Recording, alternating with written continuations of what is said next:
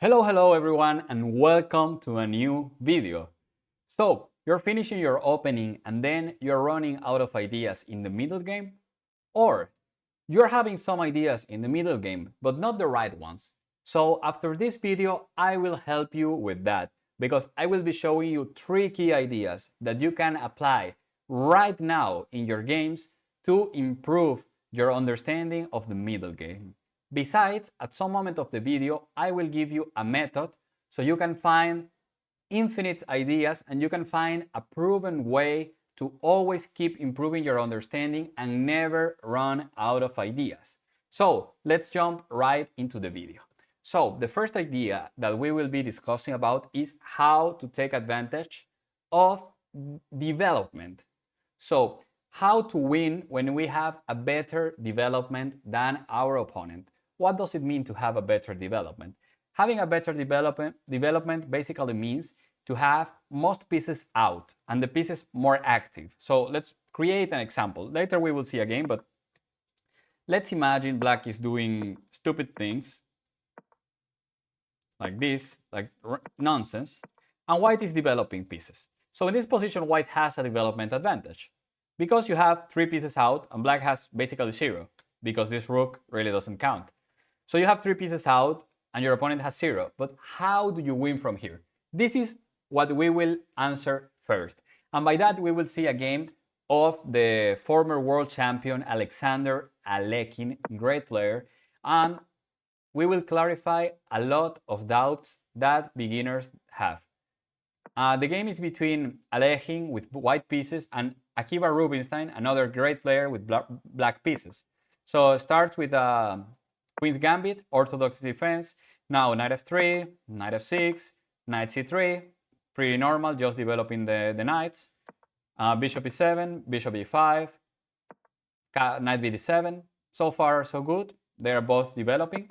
e3, castle, rook c1, c6, queen c2, a6, trying to go for b5, and Alekhine decides to prevent it with a4.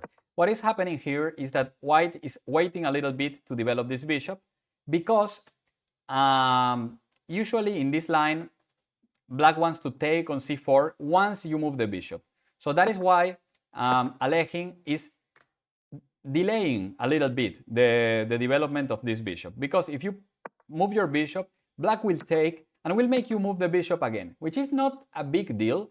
But in this position, usually white does this strategy. They try to delay a little bit the development of this bishop in order to take on c4 on one tempo. Of course, black already knows this, so that's why black is also making waiting moves. So the first question that I want to discuss about is that it seems that white it's taking long time to castle and to finish development. Why is Alekhine doing so? Because the center is closed. There is a lot of pawns in the center.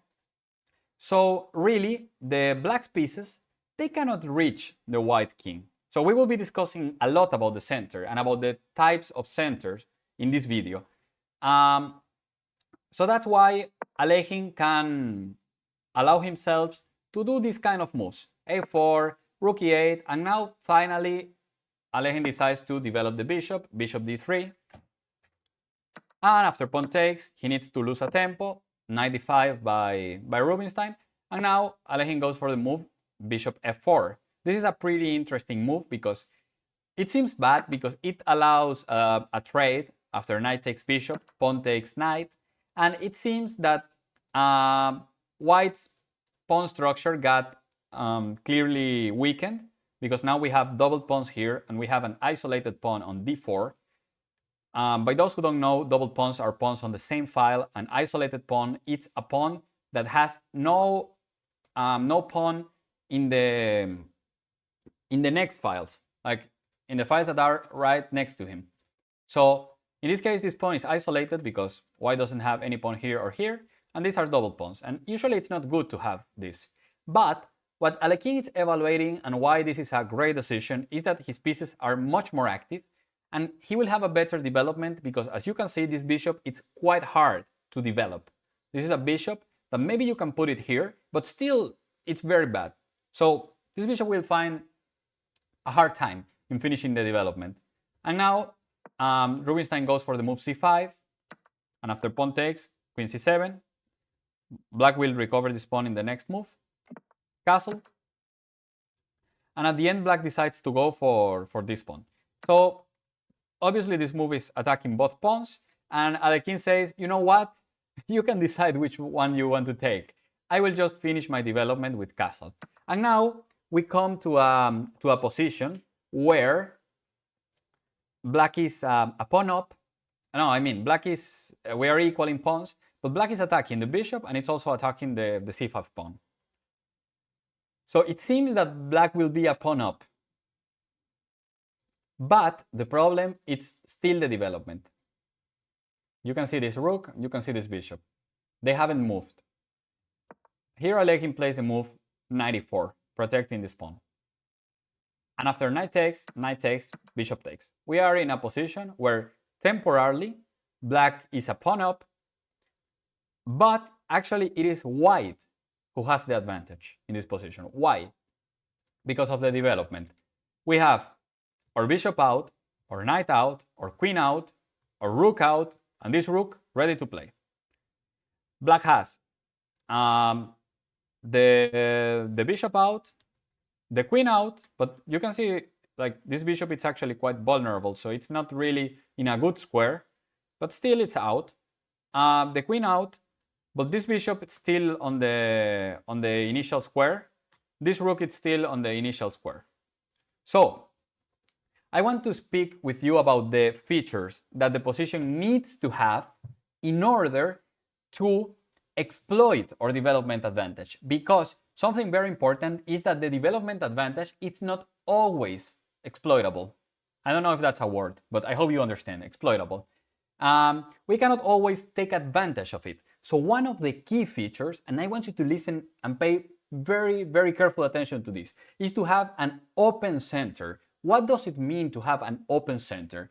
As we have mentioned, this is the center of the board, and this is the extended center of the board. So to have an open center is to have a position where there isn't many pawns on the center. So if we take a look at this position, we can see that there is only one pawn in the center. Only the e6 pawn is in the center. That means that the pieces, they have a lot of lines. What does it mean, a line? It means space without a pawn. For example, this diagonal is not open because there is a pawn in the middle of the diagonal. But this file, it is open. This is an open file and this is an open line because there is no pawn there. So if we have this space for our pieces created by the lack of pawns, we can use effectively our development advantage. So before proceeding with the game, I want to put you a quick exercise to see if you are really grasping the ideas. So let's take a look at this position where we will be playing with the black pieces. So I want you to think how you can use your development advantage, because as you can see, you have 3 pieces out. White also has 3 pieces out, but white's king is still in the center and your king is already castled and your rook is ready to play. Not like white rook, which is still on the initial square.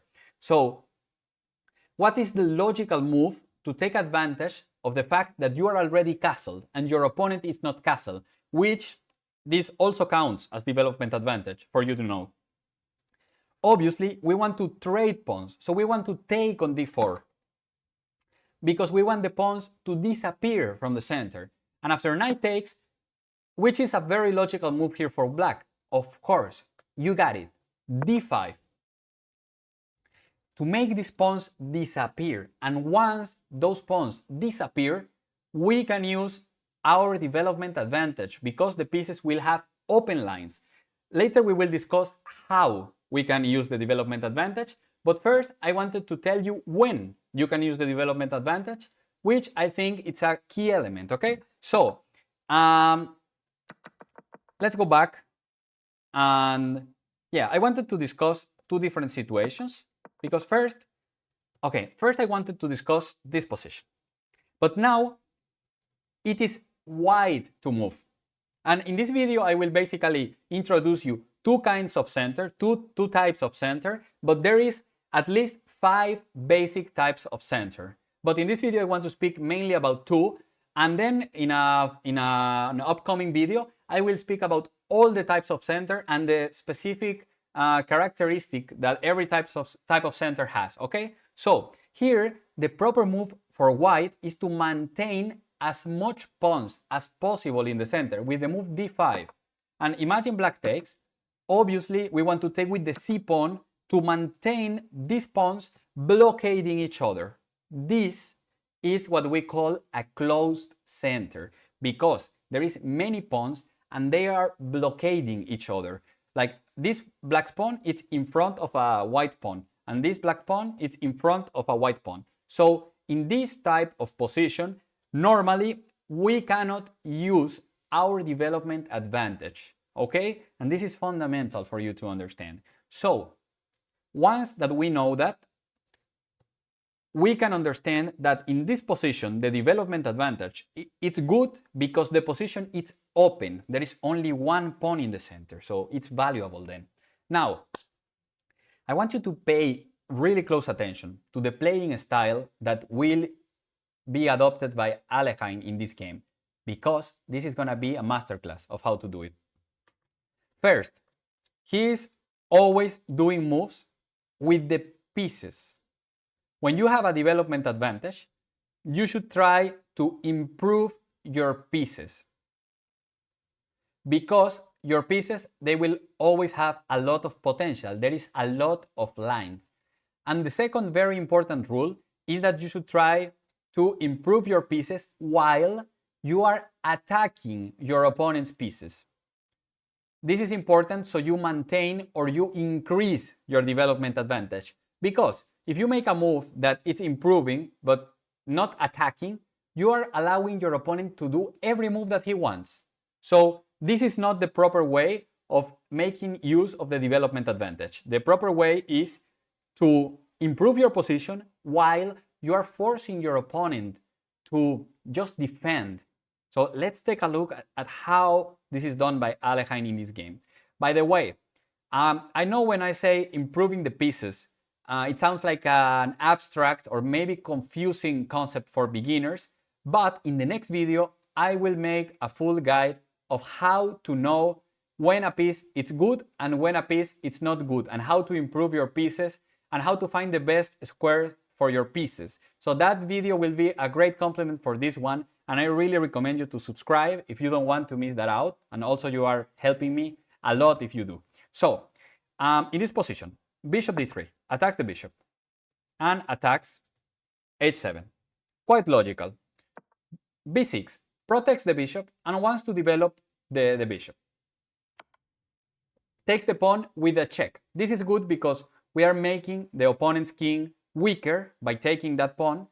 Now the king doesn't have the protection of that pawn. And also we are doing it with a check. So actually we are not losing tempo. But let's imagine, let's create a situation. Imagine the king is here. Then bishop takes h7. It's a horrible move, because you are allowing black to finish his development. So I want you to understand that in this position, bishop takes h7. It's a good move because it comes with a check. Important, okay? So the king moves. Bishop comes back, attacks the rook. Once again, attacks. This is the word that I want you to keep in your head. Rook a7. And now b4. This is the first pawn move that we see since Alekhine got the development advantage. This is the first pawn move. Why he makes this pawn move? Because it's attacking a piece. This is the key. You can make a pawn move if you are winning a tempo with it. And also, after the bishop moves, we can see that the queen and the rook, now they are more active because they dominate more squares. So it's actually a great move by Alekhine. And now queen c6. Placing the queen on a more active square, already penetrating inside the opponent's territory, attacking once again. This is brilliant, guys. Rook d7. g3.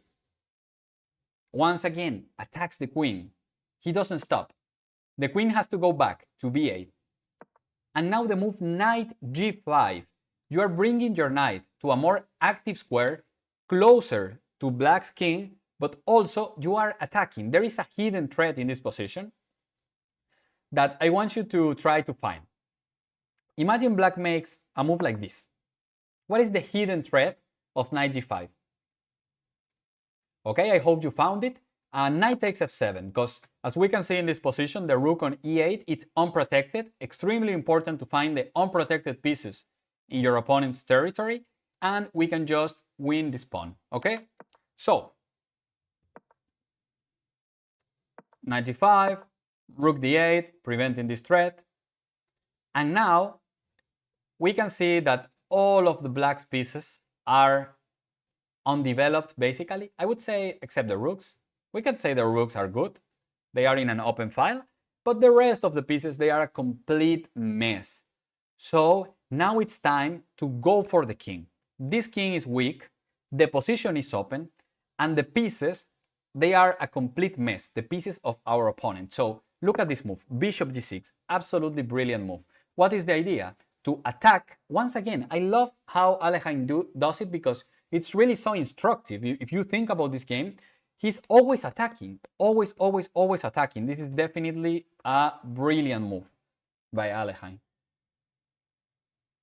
And what is the other idea of this move? He wants to bring the queen here to h4 and basically deliver checkmate. So imagine black takes the bishop. We go queen e4. We are threatening checkmate with queen h4 and queen h7. Black needs to prevent with rook d4, and then we just take the pawn, and this is unavoidable checkmate.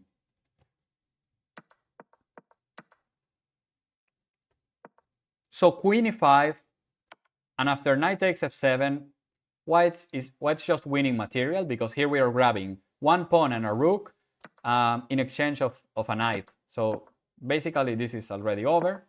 Rook d1, excellent move. I love how he keeps playing with initiative. He can just try to save this bishop in a passive way, like queen c7. Well, it's not so passive, queen c7, but without using this rook.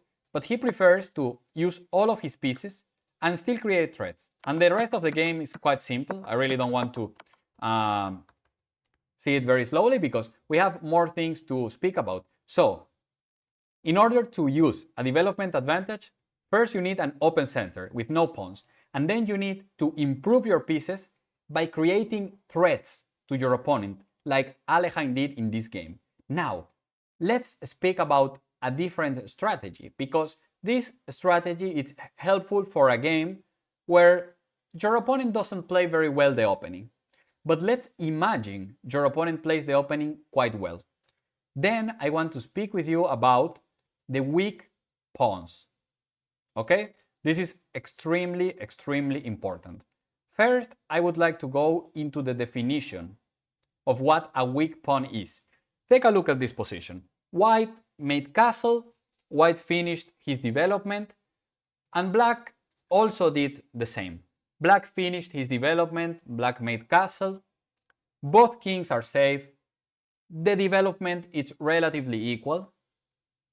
And we need to find something to do. So, in chess, the most vulnerable pieces are the pawns. Why? Because of the nature of the pawns. The pawns, they cannot move a lot. They can just move one step forward, usually. And this makes them perfect targets. Like, the pawn is a perfect target in a chess game. But, at the same time, the pawn is the less valuable piece. So, they are also the best defenders. Okay? So, what is the most logical points to attack on the middle game? The weak pawns.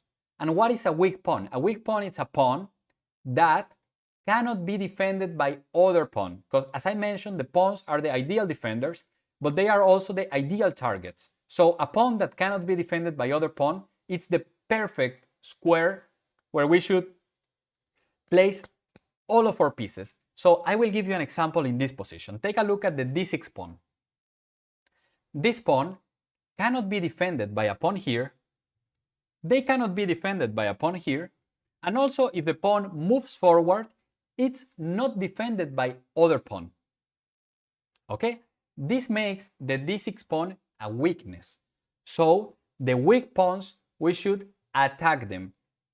Ideally, by placing our pieces on the right squares, not just placing our pieces on bad squares to attack weak pawns. And I remember you that I will be speaking about good and bad pieces later. But for the moment, I want to focus on the weak pawns. We need to attack them. So in this position, I want to make a little challenge for you. If you want, pause the video and you can think, because here we have two ways of attacking this weak pawn on d6. We have the move rook fd1 and we have the move rook ad1. Which of these two moves is the right one? I invite you to pause the video and try to think about it. Okay, I hope you pause the video. In this position, the right move is the move rook fd1. Why? Because, I don't know if you noticed, but the a6 pawn is also a weak pawn. So this was the little test that I wanted to make for you. And the rook on a1, it's already on an open file, attacking a weak pawn. This is a great placement for our rook. So really, after rook fd1, black needs to make an uncomfortable move like rook e6 to protect the pawn. Or no, sorry, better, queen b6, even check, and then rook d8 to protect the pawn, for example. Okay, this would be a much better play. And I want you to notice that for black, it's not ideal this situation because, for example, this rook, it's already stuck defending the pawn. If the rook leaves, the pawn falls. It is true that these white pieces are also attacking the pawn, but they can move at any time you want. So this gives us flexibility, and this gives us the opportunity to move our pieces whenever we want, while our opponent is a bit more attached. Okay, now this is, let's say, the ideal situation for black because he's not losing the pawns. But a lot of times, the weak pawns, they just get lost. And I want to show you a great game by the former world champion Vasily Smyslov, a great endgame player and a player that I really recommend you to study.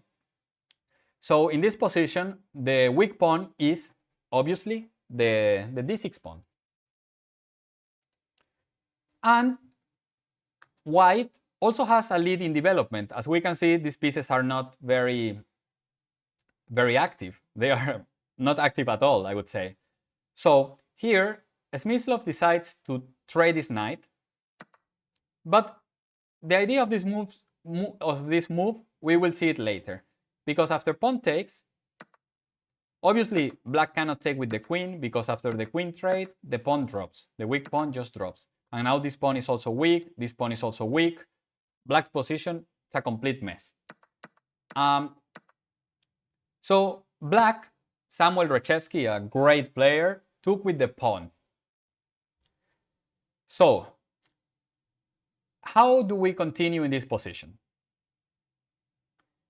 In this position, we want to attack the weak pawn on d6. This pawn is weak because even though it can be defended by other pawn through the move d5, it is defended by one pawn, but it's also attacked by one pawn. So it also counts as a weakness. If advancing, it's attacked by one and defended by one, it also counts as a weak pawn. So we want to attack. With the bishop, we cannot attack, immediately at least. Because if we try a weird maneuver like this, black will just develop the knight, attack our bishop, and we cannot even do this move, because the knight can just take our bishop. So not a good idea, right there. And with our queen, we cannot attack immediately. And we want to attack immediately. Why? Because we want to take advantage of the development. So we want to do something fast.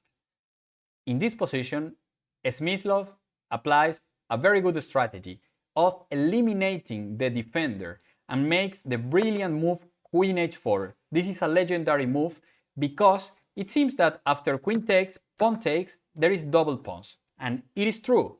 But at the same time, the d6 pawn completely falls. So we will have a much better endgame. Black made the move queen d7, trying to keep the pawn protected. And now queen d8, another excellent move, eliminating the defender of d6. After the trade, he just took the pawn, and the game was pretty much over. He's just 2 pawns up. Now he's 1 pawn up, but this majority of 4 against 2, it is too much for black. Like, black really cannot do anything about it. So he goes very slowly. He's not in a rush. And finally, this endgame with a pawn up, it's winning for white. Black resigned here. I really don't want to go into too much detail for the games because I want to focus on the important things in this video. I want to be concise and I want you to just grasp the main ideas. That's why I am not analyzing the whole game on detail, okay? And finally, we have spoke about the development advantage, we have spoke about weak pawns, and I want to give you one final strategy that will definitely make you win a lot of games. And it is the opposite castle attack. Let me show you a game by the famous world champion Bobby Fischer. For me, the absolute GOAT. I think Carlsen have had a better career than Fischer, but I think at his prime, Fischer was the best player that ever played chess. He managed to win 20 games in a row against the best players of the world, which is actually something that I think it will not be repeated again. So in this game, Fischer is playing white, and this is a Dragon Sicilian. White goes for bishop e3, developing the bishop, protecting the knight. f3, preventing this move, and also protecting the pawn. Queen d2, and now bishop c4, developing.